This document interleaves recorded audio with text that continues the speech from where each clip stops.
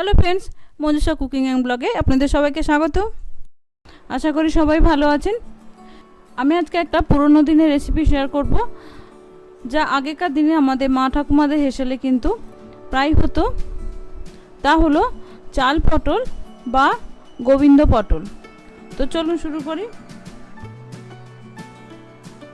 চাল পটল করার জন্য আমি পটল এরকম ছোট ছোট করে কেটে নিয়েছি খোসা ছাড়িয়ে, এবং অল্প একটু খোসা রেখেছি, কারণ ভাজার সময় না হলে একদম নরম হয়ে যাবে। আমি এখানে কচি পটল নিয়েছি। এই রেসিপিতে কিন্তু কচি পটলই নেওয়ার চেষ্টা করবেন। আর নিয়েছি গোবিন্দভোগ চাল।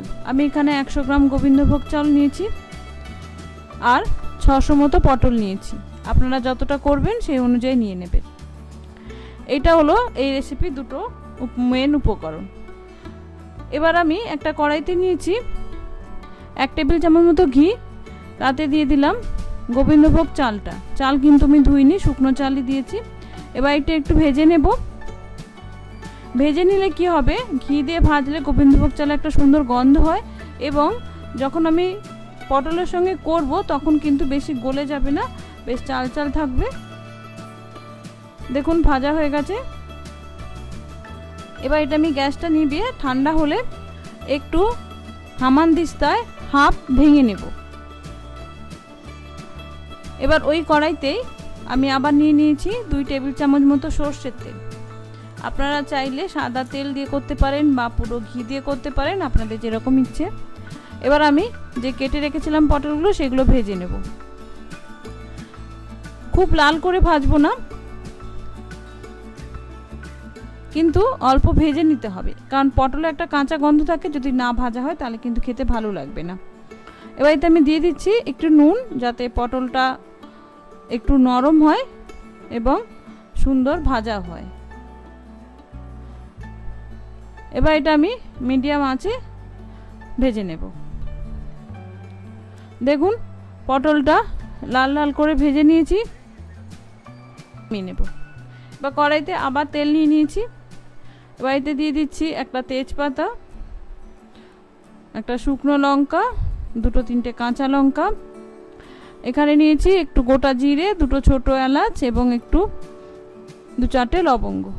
এবার এই শুকনো মশলাগুলো আমি একটু ভেজে নেব তেলে, সুন্দর গন্ধ বের হওয়া পর্যন্ত। এবার এতে দিয়ে দিচ্ছি 1 টেবিল চামচ মতো নারকেল কুড়ানো। নারকেল কুড়ানোটা দিলে কি হয়, যখন খাবেন তখন একটা মুখে নারকেল পড়বে, মিষ্টি মিষ্টি খেতে ভালো লাগবে। এবার এই নারকেলটা আমি একটু ভেজে নেব।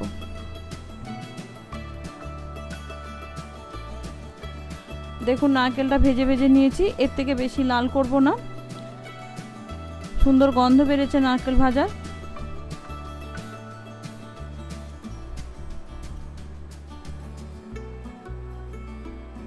এবার আমি এতে দিয়ে দিচ্ছি হাফ টিস্পুন আদা বাটা,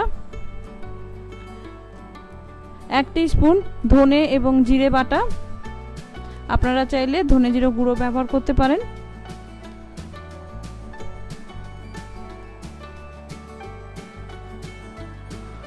দিয়ে দিচ্ছি স্বাদ মতো নুন। আমি এখানে অল্প হলুদ গুঁড়ো ব্যবহার করছি, অনেকে সাদা করেন, তবে আমি খুব সামান্য হলুদ দিই যাতে কালারটাও সুন্দর আসে। দিয়ে দিলাম একটু red chilli powder, Kashmiri red chilli powder. দিয়ে দিলাম চিনি। চিনিটা কিন্তু অবশ্যই দেবেন, কারণ এই রেসিপি একটু মিষ্টি মিষ্টি ভালো লাগে। কম বেশিটা আপনাদের টেস্টের উপর নির্ভর করে। এবার এগুলো একটু ভেজে নেব। দেখুন একটু মশলাটা ভেজে নিয়েছি। এবার এতে দিয়ে দিলাম একটা টমেটো, আমি একটু গ্রেট করে রেখেছিলাম। মশলাটা ভালো করে ভাজার জন্য আমি একটু জল দিয়ে দিলাম। এই মশলাটা আমি কষিয়ে নেব। দেখুন মশলাটা কষানো হয়ে গেছে। এবার এতে আমি দিয়ে দিচ্ছি যে চালটা ভেজে রেখেছিলাম। বললাম না যে হামানদিস্তায় একটু গুঁড়ো করে নেব, মানে গুঁড়ো নয়, হাফ ভেঙে নেব, সেরকম ভেঙে নিয়েছি। এবার চালটা এই মশলার মধ্যে দিয়ে দেব। এবার চালটা ভালো করে মশলার সঙ্গে মিশিয়ে নেব, দিয়ে একটু ভেজে নেব। দেখুন চালটা আমি মিনিট খানেক ভেজে নিয়েছি। এবার ভেজে রাখা পটলগুলো দিয়ে দিলাম। এবার পটলগুলো আমি চাল মশলার সঙ্গে ভালো করে মিশিয়ে মিনিট 2-3 কষিয়ে নেব। দেখুন 2-3 মিনিট কষিয়ে নিয়েছি। এবার আমি এতে দিয়ে দিচ্ছি জল। আমি এখানে গরম জল ব্যবহার করছি, কারণ এই রেসিপিতে গরম জল ব্যবহার করলে কিন্তু ভালো হবে, কারণ চাল আছে, তাহলে সুন্দর সেদ্ধ হয়ে যাবে। এখানে এমনভাবে জল দিতে হবে যাতে জল এক্সট্রা না থাকে, অথচ পটল চাল সব সেদ্ধ হয়ে যায়। এবার এটা ফুটে উঠলে আমি মিডিয়াম আঁচে মিনিট 10 করে নেব। দেখুন বন্ধুরা, আমার 10 মিনিট লাগেনি, 5-7 মিনিট পরেই এরকম সেদ্ধ হয়ে গেছে চাল এবং পটল। এবার আমি এতে দিয়ে দিলাম একটু গরম মশলা গুঁড়ো। যেহেতু নিরামিষ রেসিপি সেহেতু ঘি দিলে ভালো লাগে, তাই আমি একটু ঘি দিয়ে দিলাম। আপনারা চাইলে, আমি আগেই বলেছি যে পুরোটা কিন্তু ঘিতে করতে পারেন। এবার ঘি গরম মশলাটা আমি ভালো করে মিশিয়ে নেব।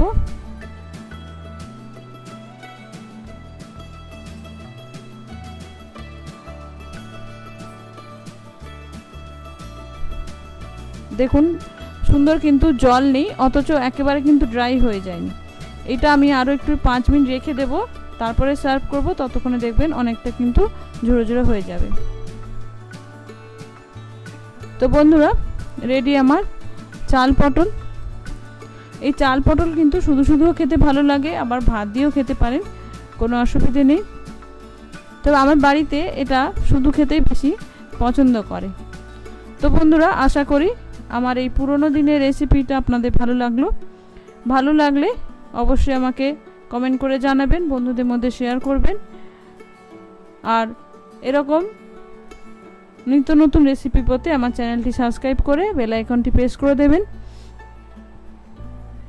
নমস্কার, ধন্যবাদ, ভালো থাকবেন। এই গরমে বেশি করে জল খাবেন, যতটা সম্ভব ঘরে থাকার চেষ্টা করবেন, বাইরে কম বেরোবেন, ছাতা নিয়ে বেরোবেন, এবং ভালো থাকবেন, সুস্থ থাকবেন। নমস্কার, ধন্যবাদ।